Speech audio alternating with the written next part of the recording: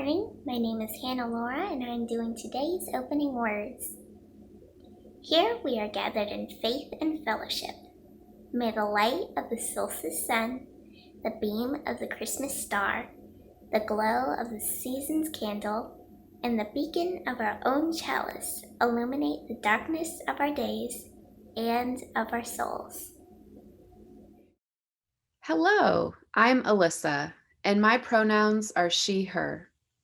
I am happy to welcome you to our virtual worship service of Buckman Bridge Unitarian Universalist Church, or as we like to abbreviate it, BBUUC. Unitarian Universalism is a faith denomination that is guided by 7 principles, grounded in the humanistic teachings of the world's religion. To find out more about Unitarian Universalism, please visit the UUA website at uua.org. As we look to the upcoming season of winter, our days grow shorter and the nights longer. Let this be a time for reflection, and we can share our reflections when in community with one another. I am so grateful that you have chosen to connect with us today. Along with our virtual worship, we are continuing other opportunities to connect with one another through Zoom, including classes, small group ministries, family RE, and fellowship hour on Sundays at 11:30. I hope you will check out our church website, bbuuc.org, where you can find links to these resources on our calendar. You can also check out our Facebook page as well as your email for more information on all of the ways we can continue to be connected with each other. Now, let us open our minds and hearts as we worship together. Hello, I'm Laurel. Our chalice words today come from Elizabeth Harding. We Unitarian Universalists don't drink from our chalice. Instead, we use it to hold the flame. The circle of the chalice helps keep the fire small. The flame doesn't blind us. It doesn't burn us. It gives us light, so we can see all the different things in the universe, even the invisible ones, because the Unitarian Universalist flame is a light of learning. The flaming chalice is a symbol of learning and love. It's our symbol, the symbol of Unitarian Universalism. Rise up, O flame, by thy light glowing, show to us beauty, vision, and joy.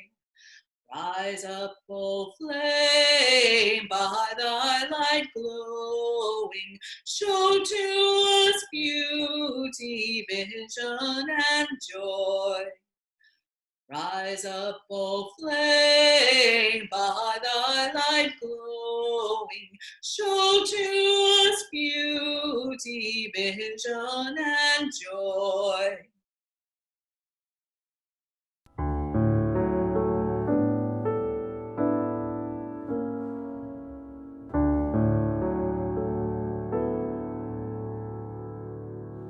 Hello, friends, and welcome to the Wonder Box.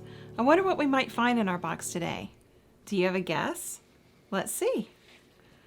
What's this? A smile? A telephone? I'm not really sure, but I do know what this is. It's a star. I wonder how these two things go together. Do you think maybe there might be a clue in our story today? Well, let's see. I want to share with you a special story I've adapted for us by the Reverend Joellen Willis, entitled Lighting Our Corner of the Sky. This story is about Ed. Ed is barely an angel, having just arrived in the land above the land called Sky. It was winter in the land of Sky, which meant it was dark most of the time. None of this blue sky stuff, not like you see in the movies. Ed was assigned the piece of sky way over yonder.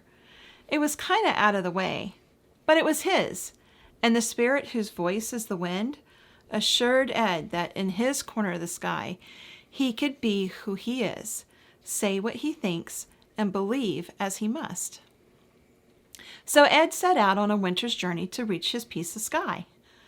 Along the way, he passed through many other pieces of sky, each one as different as the clouds we see when we look up on a summer's day. There wasn't much light to see in these patches of sky, though, because, as I had said, it was winter, and the sky was dark for most of the day, as well as the night. So Ed learned about his new neighbors not by what he saw, but by what he heard and what he understood. Being new to the sky, Ed had many questions, and his new neighbors told him stories of how life began, what happens to you after your time in the sky is over, about why things happen, and who's in charge of the universe. One of the first places he passed through was the Old North. Here, the people honored the earth below the sky, and in the face of winter's darkness, lit the Yule log for warmth and the glowing promise of another year. Here was the light of hope and faith. He passed as well through the Promised Land, where folks called themselves God's chosen people. These were people with a passion for justice and a great belief in the power of their God to lead them onward. Here, Ed learned the story of the miracle of the oil, which burned for 8 days when there was only oil for 1. Ed saw candles flickering in memory of miracles and in remembrance of bravery against great odds. Here was the light of courage and justice. Crossing into New Bethlehem, Ed passed by a star beaming so bright in the night sky that it warmed his wingtips as he hovered behind it. The star hung above a small building, a stable, where many people were hanging out. He heard they were there to see a baby, a special baby who would change the world. So Ed learned that starlight and new life could brighten a winter's night. Here was the light of love and of peace. Finally, Ed reached his own piece of sky, and sitting in the darkness, he remembered all he had learned about hope and faith, courage and justice, love and peace. As he gazed out over the horizon, he began to see a soft glow. He knew it wasn't the sun, though. He remembered the stories from all his neighbors, that when the sun retired in the winter, it was the season to kindle their own light and celebrate in their own way.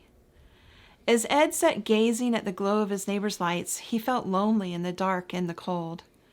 As much as he had learned from his sky neighbors about their lights, he could not use their lights as his own. Yet he felt the light right there in his own body. It was a spark, a small warm light he sheltered in his own heart. It was the Spirit whose voice is the wind, whose shape is a flame, which lives in our hearts. Ed had a light to guide him and a flame to warm him, but how could he bring it out to share? He stared across the universe, and his eyes came to rest upon the sliver of a crescent moon. Standing on his tippy toes, flapping his wings ever so gently, Ed stretched and leaned and reached until he grabbed a hold of the moon and brought it into his corner of the sky. He turned it on its side to make a glowing bowl. Not quite right, though. Wait, a small star lay just over there. Ed snagged it and placed it in the bowl. Voila! A chalice to hold his light for the whole world to see. I wonder, how do you show your Unitarian Universalist light? And with this, our story is told. Until the next time.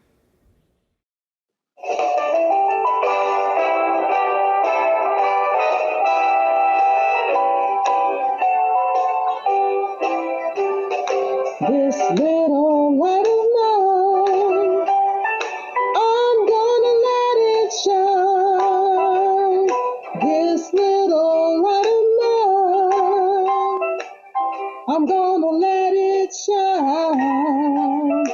this little light of mine. I'm gonna let it shine, let it shine, let it shine, let it shine. Everywhere I go, I'm gonna let it shine. Everywhere I go, I'm gonna let it shine. Everywhere I go, I'm gonna let it shine.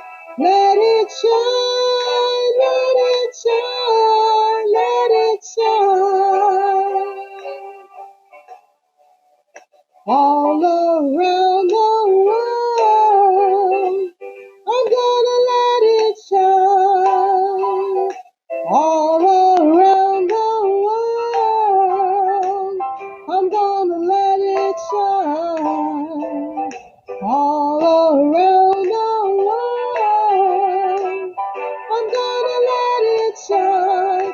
Let it shine, let it shine, let it shine. This little light of mine, I'm gonna let it shine. This little light of mine, I'm gonna let it shine. This little light of mine, I'm gonna let it shine. Let it shine, let it shine, let it shine. Let it shine all the time. Let it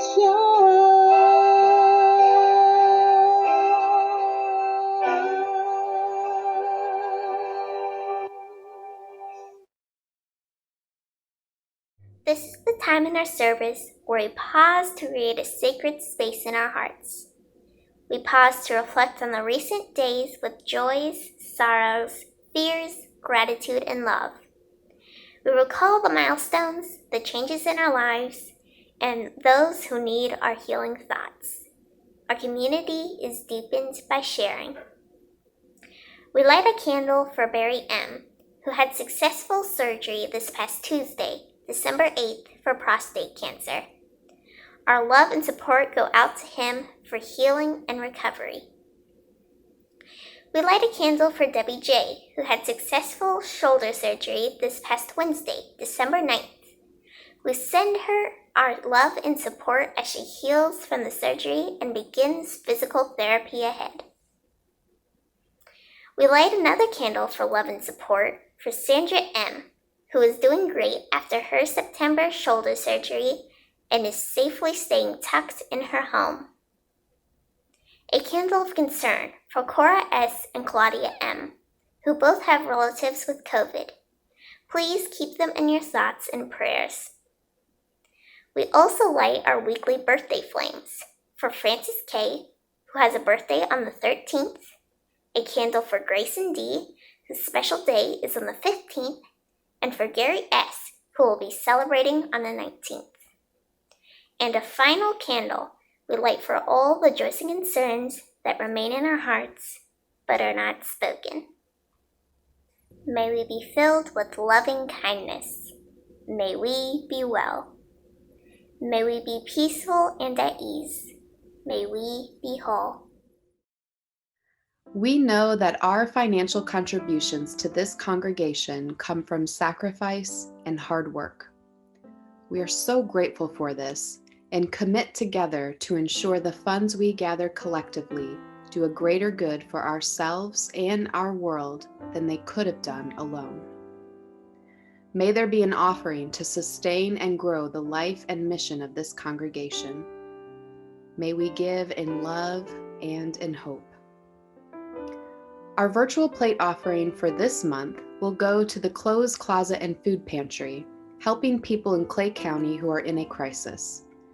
Each year, they have helped hundreds of families by giving financial assistance in their time of crisis, which goes toward overdue rent and utilities, medical needs, and other special cases. They strive to assist homeless and transient people by meeting immediate needs with food, clothing, toiletries, and blankets. To make an offering, simply go to the link of our PayPal giving fund on our YouTube channel and give any amount, whatever you are able to share. To make the holidays extra special this month, all of your donations will be matched by an anonymous member of BBUUC.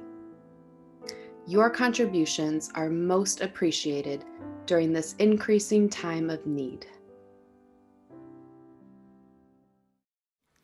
December is a month of stillness, a time of short days and long nights, a time for reflection. For many Unitarian Universalists, being still helps us to reflect on the holidays of our childhood and what meanings we can gain from stories from other faiths.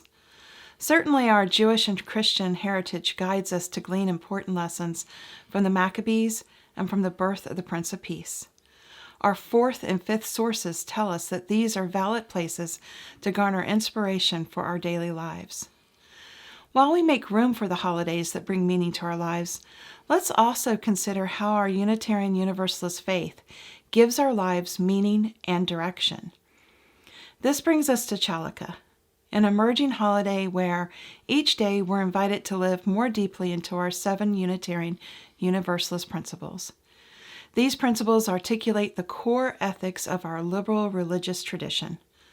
Chalice asks of us, what happens when we put our values into action? Today we will light a candle to honor each of our principles as we reflect on the words from the Reverend David M. Kohlmeyer of the UU Fellowship of Falmouth, Massachusetts. Let us begin. We light a candle for our first principle. We covenant to affirm and promote the inherent worth and dignity of every person. The children's version of this principle is, each person is important. The key word here is inherent. In Unitarian Universalism, there is nothing you have to do to earn love. You are worthy of love and respect just because you exist. Period. This is radically different from the way many of us were taught. Many people are consumed with fear that no matter how hard they try, they'll never be good enough. Far too many religions cultivate a sense of endless guilt, worthlessness, and disempowerment. This is not the way of the first principle. What if you truly believed that you were worthy of love, just as you are? What if you approached others, especially strangers or those who are different, as inherently worthy and deserving of dignity? How differently might you act? And please note, this principle says nothing about inherent goodness. Goodness and worthiness are separate things. Every human being, including you, is capable of both goodness and evil.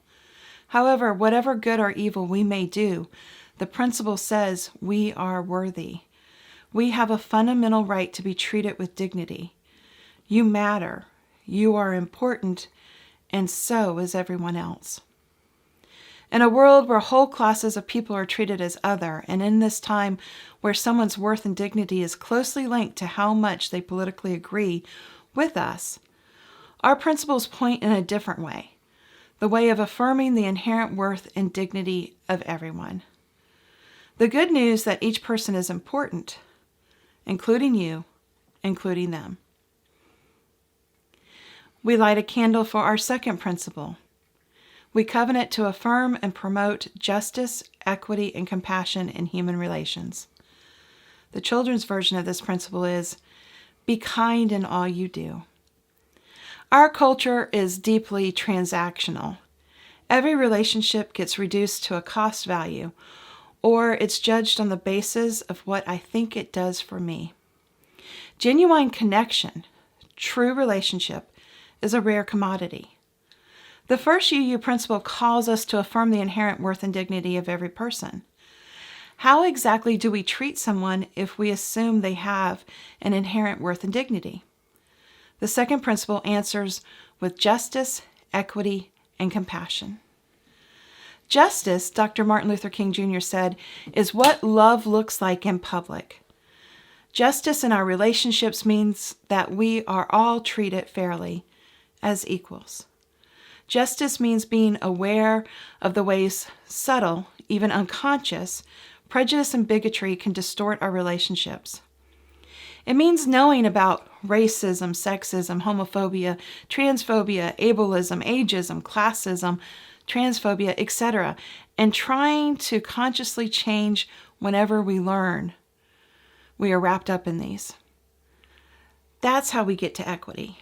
We can't assume everything is equal. It isn't. People of color, the poor, sexual and gender minorities, religious minorities, people without faith, there are far too many who don't feel they have anywhere they belong. Could we be different? That's the power of compassion, of opening our heart to really feel deep connections with each other, including strangers. These days in the United States, compassion for difference is a rare commodity.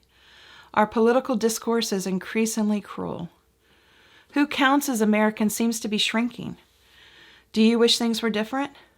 Then let's begin by doing better in our own relationships. Let's begin by being kind in all we do.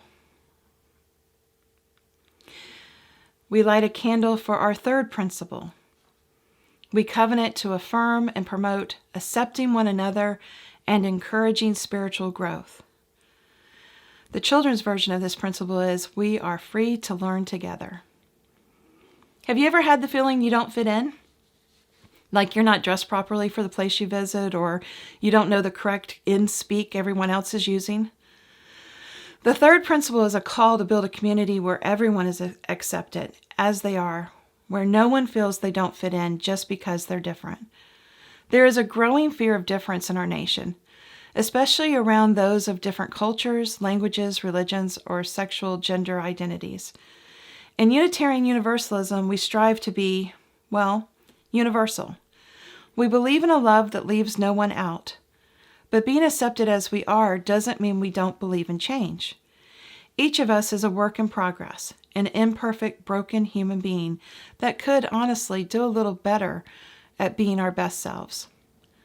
Rather than beat each other down with guilt or threats of divine punishment, we believe that inside you is incredible potential, and we want to inspire and love you into that potential.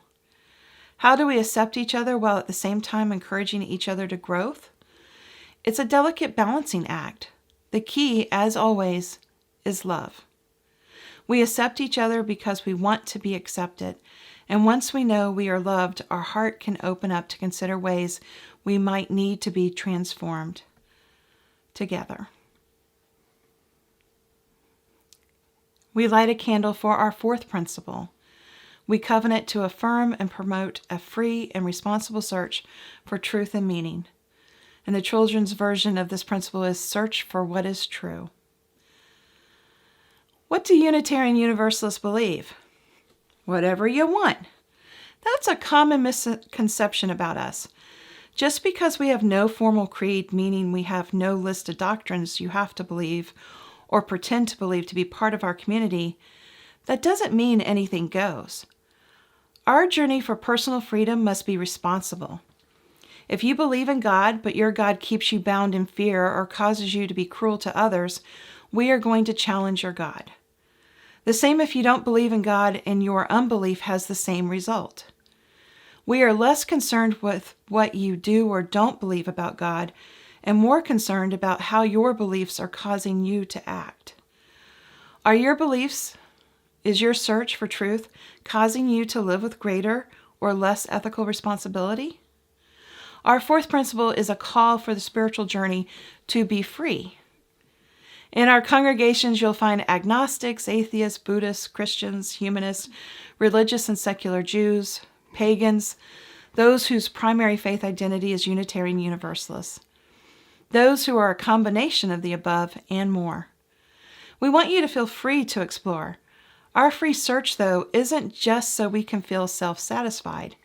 We don't encourage ego worship or narcissism masquerading as faith. Ultimately, we believe all true spirituality leads to love. What's more, we don't just journey for what we want. We have a free search so that we might find what is true. What is true? What is in accord with love? That's what makes life worth living. The true spiritual journey is both free and responsible. We light a candle for our fifth principle. We covenant to affirm and promote the right of conscience and the use of the democratic process. The children's version of this principle is all people need a voice. Democracy is a sacred value for Unitarian Universalists. Our congregational leaders are elected, ministers are called by a vote. Even the ordination of a minister can only happen by vote.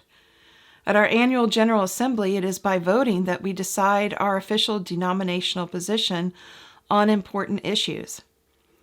As a tradition dedicated to the inherent worth and dignity of the individual, aspiring for justice, equity, and compassion in our relationships, and affirming that all things are bound together in a great interdependent web, how could we not affirm and promote the democratic process?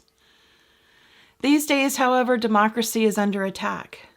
Billionaires and large corporations use their vast wealth to have a larger voice in the public sphere, while white supremacy and xenophobic conspiracy theories impel draconian voter suppression laws, which have been proven to suppress the votes of people of color and the poor.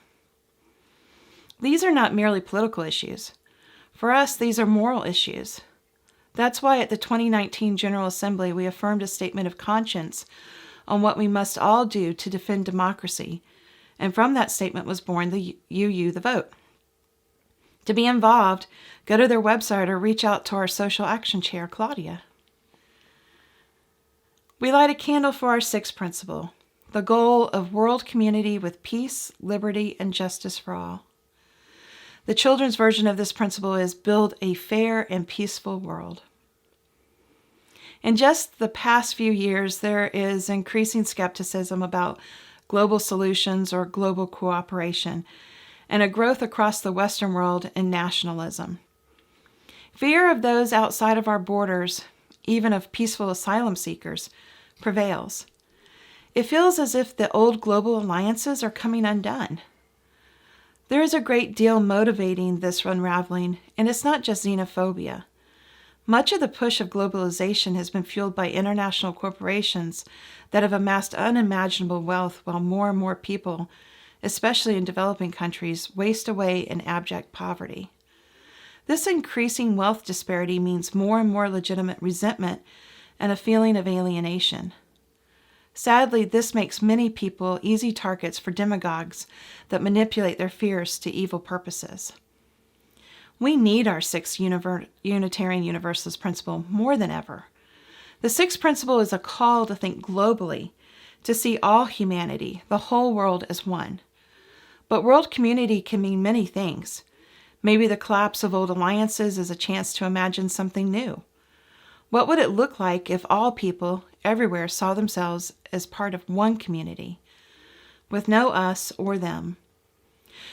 What if we stopped building walls and opened the doors of our hearts to our neighbors? That's the spiritual challenge of the sixth principle. And finally, we light a candle for our seventh principle. We covenant to affirm and promote respect for the interdependent web of all existence, of which we are a part. The children's version of this principle is we take care of the earth. None of us are alone. We are, each of us, inextricably interwoven with all the rest of the life. This is vitally important. So much of the evil in the world comes down to disconnection. If we imagine we are small and alone, then we close the doors of our hearts. If we imagine we are rulers of the earth and her resources are ours for the taking, then we will never reverse the serious danger of human-made climate change. Perhaps there is no more important spiritual practice than the one that reminds us we are not alone, that we are all connected.